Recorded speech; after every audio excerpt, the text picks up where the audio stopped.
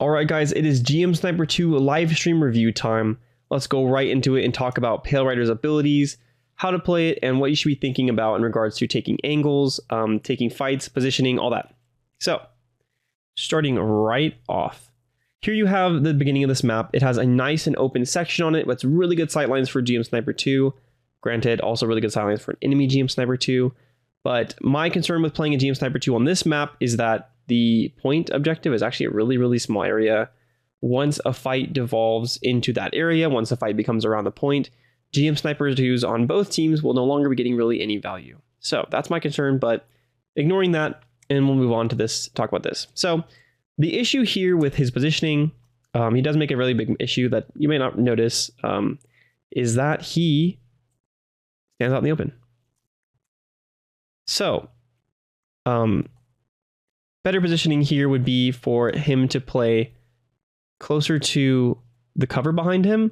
Because he's standing out in the open like this, it makes him exposed to the angles from the side. It's essentially giving the enemy free angle advantage by having the one angle down main from the gun tank and the angles from the side by the other two enemies. And he ends up taking too much damage and just dying from that. Whereas, as you'll see in a moment, behind here on this giant building, I think it actually is, there is a better place for him to play where he can block damage from the side while also playing the angle, and while also being able to bypass the angle from main. And it allows him to control whether he wants to look at the right side or look down main. So that was the mistake that was made in this. Here you can see the full of everything here. Like I said, nice solid sight lines. The enemy can bypass them, but it does give you a lot of threat onto the enemy by having a Pale Rider, sorry, a GM Sniper 2 here. It'll actually, I personally, if I was playing on this map, I would not want a GM Sniper 2 on my team, just because the fight towards the objective gets very useless for them, and they can't properly fight. And there's actually a solid amount of cover for it to be blocked with. Here, though, for actual GM Sniper 2 gameplay, something I talked a lot in my guide that I will link here is that, I'll link it at the end of the video, is that you always have to know where the enemy GM Sniper 2 is. You really, really, really do, because as powerful as you are, you equally have the chance to be one-shot by them, as happens right here. Here you'll see some more of what I was talking about. This is after the first objective, and even though you have this GM Sniper 2 has a strong capability to destroy things with its one-shot, it really doesn't have good sightlines on anything. This is a really, really strong feed by the Ashimar. Our GM Sniper 2 player should kill the Ashimar, barely doesn't get the last shot on him. Could have one-shot it, but otherwise than them just feeding up in the air and flying and asking to be shot in the face, this is really, really bad sightlines, and there's really nothing you can do about it. The answer is really just not to play this character anymore. For example, there's no reason that a Marase should be going out there. There's no reason Ashimar should be doing this. If they're playing properly, you're going to have no advantages here.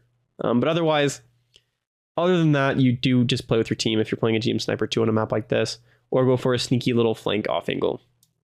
But that's going into some weird, like, that's kind of weird gameplay here. Lovely little shot on the enemy. Just figure you watch it again. But again, not a lot you can do from here. And it does... He paths onto the other side. The objective is below. There's two areas to get up into this section to be contested by a GM Sniper 2, or contested by somebody else, assuming they can't even, in addition to that, also jump up there. But what happens here is he plays close, and even a target that's not even meant to be able to really do this, they can, but it's not their primary capability, dives on top of him, and he has a really hard time shooting him because he flies on top of him, which makes shooting really, really hard because everything gets super messed up. Because basically what it does is to aim slightly almost directly up in the air. To do a full turn, you have to do some really funky things with your mouse. You have to do like full rotations with it and all this kind of stuff. With the controller, Xbox or PlayStation, it also gets really weird too. And he gets lit on fire and destroyed, which is a consequence of his positioning, but just the fact that he's playing that character means he has to position like this on this map. So that's why you don't really want to do it.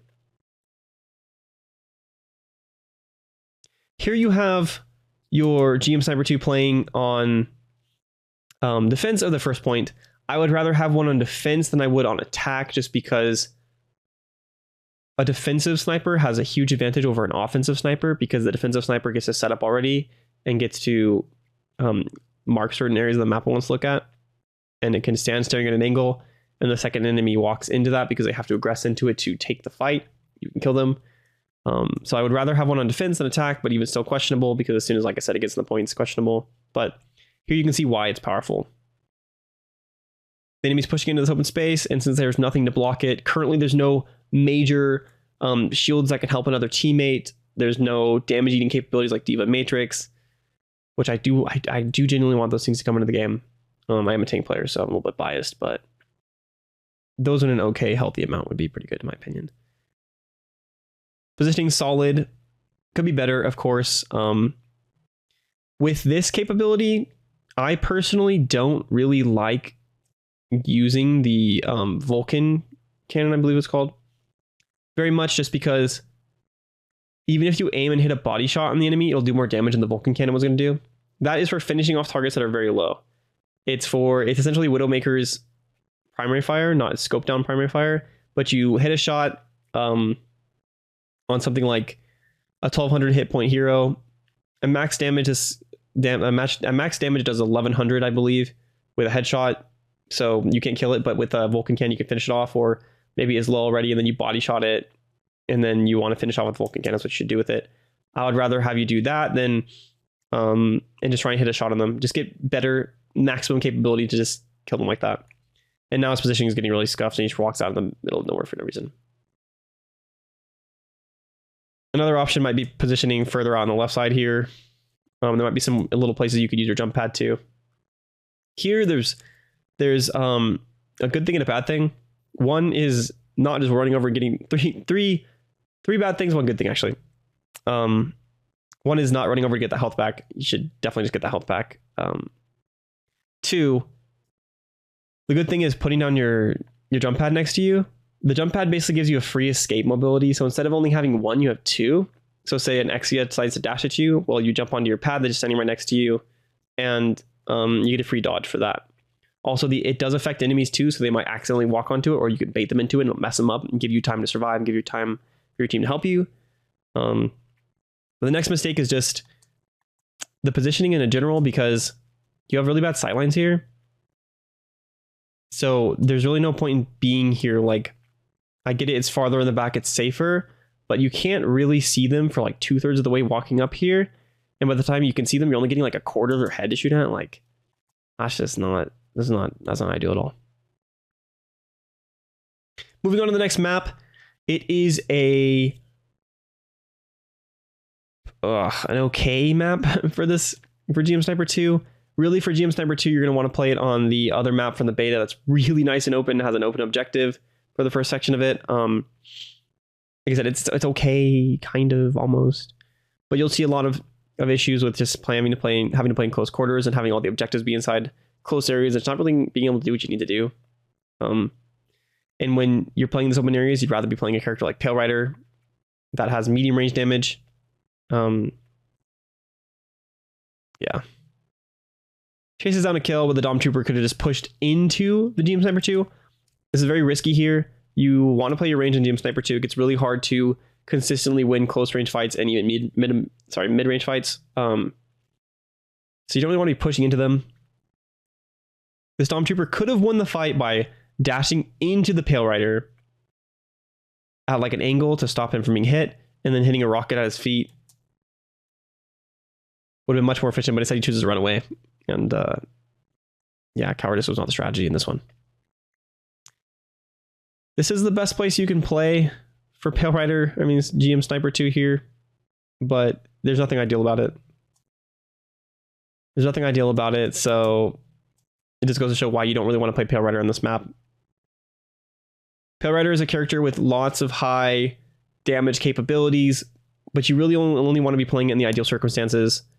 There's a reason you have like basically in Overwatch Widowmaker maps and then non-Widowmaker maps. You don't play Widowmaker on any map. And Overwatch is a lot better designed for long range flexibility, because you have one side of the map that's really tight and has like a closed area, and then you have one that's You have the middle one that's open, and then you have another one on the right, or sorry, on the right, the other side that's open. So you can play based on that. Every map is like that. Some maps still have huge advantages towards one playstyle of like close range brawly or long range spam damage stuff. But there's widow maps and non-widow maps, and this game is worse for that just because there's so many tight corridors. A lot of the objectives are inside of buildings.